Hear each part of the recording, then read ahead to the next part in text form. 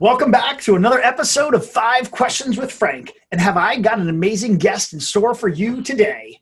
Amy Blaschka. She's a social media ghostwriter and personal brand strategist who helps leaders craft their stories and communicate and connect better. She's written articles for Forbes, Thrive Global, Medium, LinkedIn, and she aspires to inspire transformation. She's also an author, a speaker, a fan of Post-it notes, whiteboards, and Pilot G2 pens. And she is so cool, she had a latte named after her at her local Pete's coffee shop. Ladies and gentlemen, please give me a warm welcome to having Amy on the show. And Amy, thanks so much for being here. Thanks for having me, Frank. And thanks for that great introduction. What color is the pen, blue or black? Oh, always blue. Always blue. Yes. They're always blue. Proof. There we go. Great. And so before we get into kind of the question and the Q&A piece, let us know and let the audience know kind of a little glimpse into Amy, who you are, and something you'd love to share with us, something we should know about you.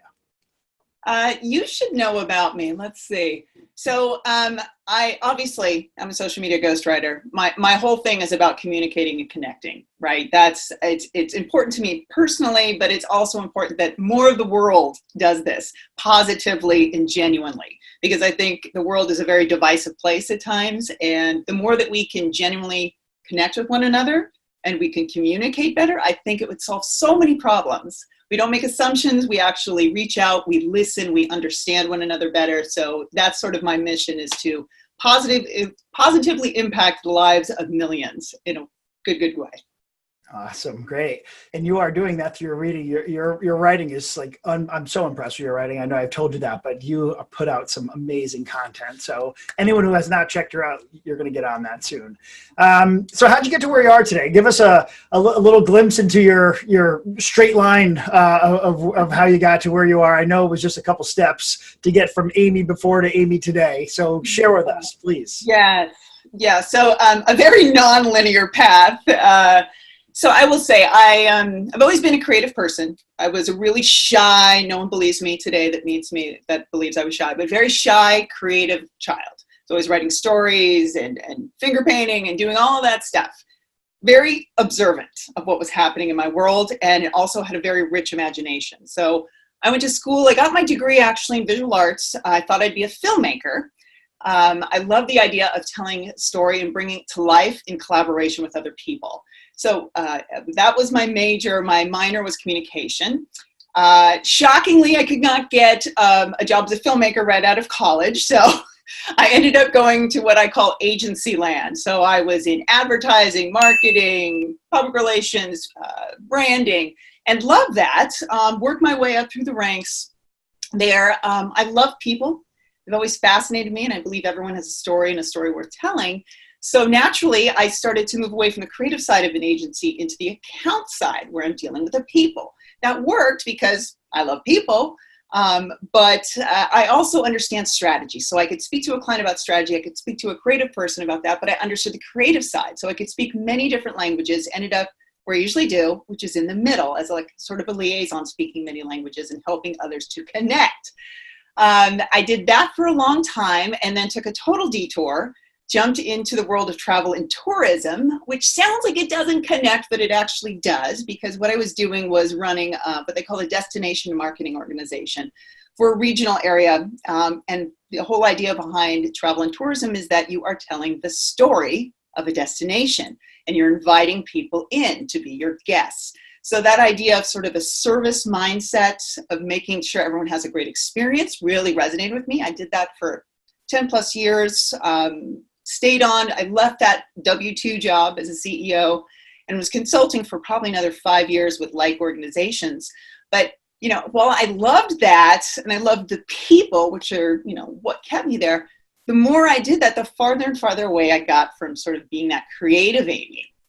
And for me, and this is probably true of a lot of people, you can be great at something and be miserable, right? We all have those things that people, can you just do that? You can do it. But man, I felt like I was dying inside a little bit every day because I wasn't creative. I wasn't expressing. I wasn't doing really what the highest and best use of my talents, I believe. So great, you can do this. In my last assignment, before starting my strategic writing practice, was with a client. I was doing an organizational audit, which sounds just as sexy as you would think. I was good at it, but I'm like, this is it. I can't do that. And then I just decided then I needed to move into do what I really should be doing, which is more about writing and helping other people tell their stories. And, it's easy for me to see the brilliance in somebody else. It's really hard for us to see it in ourselves sometimes. We have to give ourselves permission to do so. It might be just an encouraging nudge from somebody else. And even me just jumping into the writing arena, I'd like to say, oh, I was completely confident in my abilities. No, real talk here. I was scared shitless, So it was really at the urging of some folks that knew me well, knew the creative abilities inside of me that really helped kind of move me in that direction. So I've had that practice now for 8 years. And I've loved, it's evolved over time, but really I work with leaders, with individuals who really understand the amazing power of social media to grow their personal brand, certainly in their thought leadership, but really connect and communicate with those who matter most to them, sharing their insights and really making the world a better place by sharing their wisdom with everybody. That's great. And that is like a perfect segue into my next question for you, because what you said makes so much sense. There's so many people who are in a career right now or whatever, they feel like they should be doing more, or they have these talents that they're not really using, but they got bills to pay, whatever it is, they have obligations. And it's like, how do I take that leap? I know where I want to be. How do I get there? So knowing that you kind of jumped and dove around and got some, I feel like where you're at today with that exposure that you had with all those other jobs and all those other opportunities kind of really kind of translated into how you're doing things today, which is awesome, because, you take bits and pieces from a career that you're in and hopefully you can transform those into something else. So someone's sitting here right now listening to this or watching this. What advice would you give them to just get started? I'm a writer. I think I'm great, or I think I'm okay, but I could be great. Just because you said that, that's awesome. Hey, you weren't this kick-ass writer, but you got there. So there's people out there, I feel like, who are sitting right where you were, and it worked for you. So what advice would you give someone who's sitting on the fence? Okay, so a couple things. The first two words are stop hiding. Right? And people hide for all sorts of reasons, but they're all fear-based, right? And me included, right? And it's still, I will tell you, I go through bouts of imposters and like, oh my God, am I really a writer? You have to be able to change the story that you tell yourself, because the words you tell yourself, those are the most important words that you speak, right? The most important things. And you can be supportive of everyone else, but you need to be kind to yourself. You need to be able to believe in yourself and call yourself. I mean, it took me a long time to be able to say, I am a writer.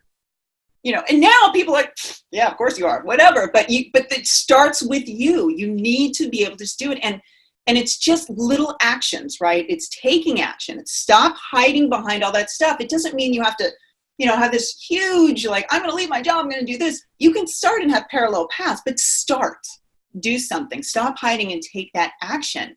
And I think, though, it's when you're circulating on the negative things like, oh, I can never do this, and I'm not good enough, and I'm not worthy. I mean, whether it's your profession or anything else, it becomes a self-fulfilling prophecy. So a lot of it has to be overcoming the fear, but also getting past all those negative messages you've been telling yourself, or that, those things that you think are true, just you've conditioned yourself. You need to break free of that and just give yourself permission. Sometimes that's what it is too, to try something new, to be more who you are. And not be afraid to do that, because when you're really residing in what resonates most with you, you'll become more animated, more excited. It will show on the outside. People will notice.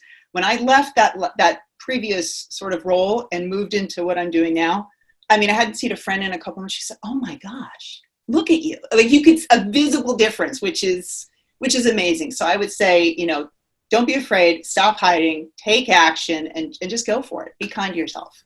Got it. That's great. Yeah. Just start and like sometimes we manifest these things in our own brain and we can't get out of our own way. And that's the biggest problem, the biggest obstacle to get through. So great advice. Again, kind of just rolling into the next pieces. What's, knowing, again, you've been in other career paths and you're at where you're at today. What's one thing you absolutely love? It's like, this is your thing that you absolutely adore. So there are a couple things. I think the first is I get to work with a variety of different people. I learn so much about people and working with them. And, and like I said, I see the brilliance. I connect the dots for them. Sometimes they don't understand how awesome they all are, their backstories and sort of where they've come from and how it all connects. They fail to see that. So there's a delight in me just learning about people because I really am fascinated by people and what makes them tick. But it's also that aha moment when I'm, working with a client that they then see their own brilliance. And it's like, oh, that's so cool. And to be able to help them then communicate that out and articulate it, it's like closing that loop for them. And then they sort of feel that confidence and sort of empowered by that. So, that is inspiring their own transformation, which is so much about what my why is inspiring transformation. So when I'm an active participant in a positive transformation, it's the best. It's the best. Awesome. So on the flip side of that, if there was something that you can change, something that you're like, yeah, I see this, I see it all the time, I deal with it, whatever it is, but there's that one thing that's, if you could take your wand out and flick it, what would you change?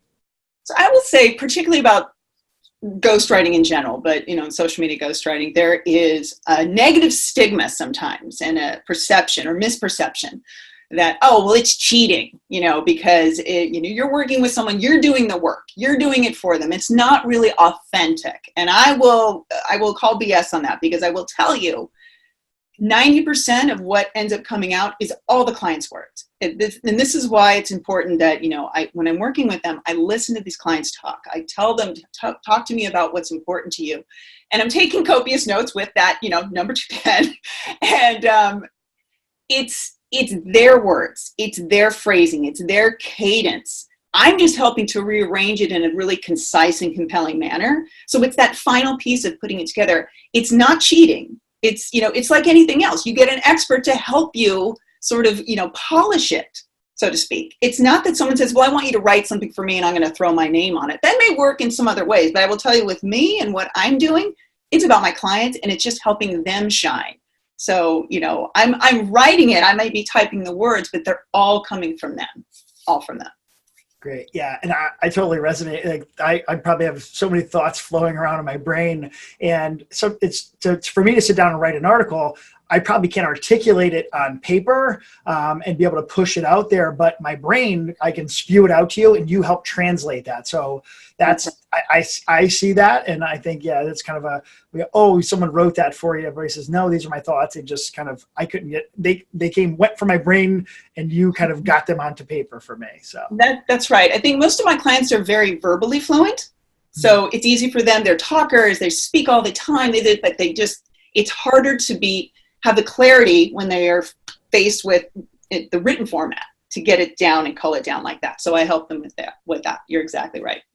Awesome. So my favorite part of the show, kind of where I ask the guest to give us a glimpse into the future and let us know where do you think the industry is going, and kind of 5 or even 10 years out, where do you think this kind of ghostwriting and communication and things that you're kind of encompassing, where are we going to be?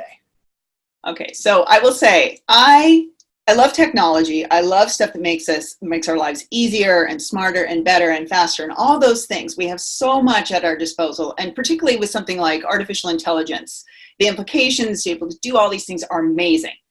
That said, I think we're going to keep moving in that direction. I would say in the next 5 to 10 years, particularly even closer in maybe than that, because of that, the importance of being able to effectively communicate and connect are going to be off the charts more important than even they are today, because that's the one thing that we can't yet have our computers and artificial intelligence do, is be human, right? There's always going to be a need for humanity.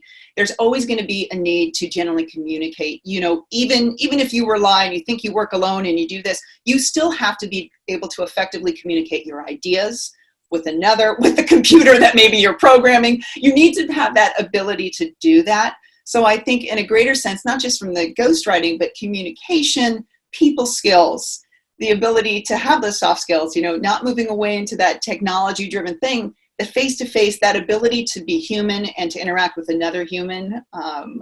in a very genuine way, to listen, to employ those soft skills like empathy. That can't be programmed. Empathy, communication, listening, those can't be programmed in. It's going to be more reliant and even more in greater need, I think, and higher value when it comes to what we can do. So you can't outsource that. You need to be human to be able to do that. Yeah, and that's, you're so right by saying, it's just not in your industry. It's everywhere. And I work a lot with HR folks, and the human in HR and that element of connecting with employees and things like that. Those are things that just can never be replaced. So totally with you there. That's a great remark, and the machines will not take us over just yet. That's right. All right. So people are listening. They want to find Amy. Where do they find Amy? What's the best way to find you? I know that you're active on a few different platforms. I don't know how you do it, but you're there. So where we want to find you, where do we go? Probably most active on LinkedIn for sure. So definitely check me out on LinkedIn. I'm also active on Twitter and Instagram under my name. It's a lot of consonants, but I promise you'll find me. Amy Blaschka is my handle on both of those. I have a Facebook page. It's Amy Blaschka Writer. You can check out as well. And certainly my website, amyblaschka.com. If you're curious, check me out on Forbes. I'm all over the place. I'm all about sort of connecting, but I would say that LinkedIn is probably my hub, my kind of home base. So you'll always find me here. Awesome. And if you incorrectly Google your name, Google will find you. So That's right. Just Google her name. But awesome. That's great. Thanks so much for being on. Thanks so much for all the value you've brought, and just kind of giving us not only a glimpse into the life of you and how you got to where you are, but really some strong advice to people who might be stuck. I think that's such a crucial thing to cover. So many people out there feel like, I can never do that. I can never do what she did. And you did it, and you're where you're at. So that's really, really inspiring. So thank you. Thank you so much for being on. Thanks for having me, Frank. It's been a pleasure.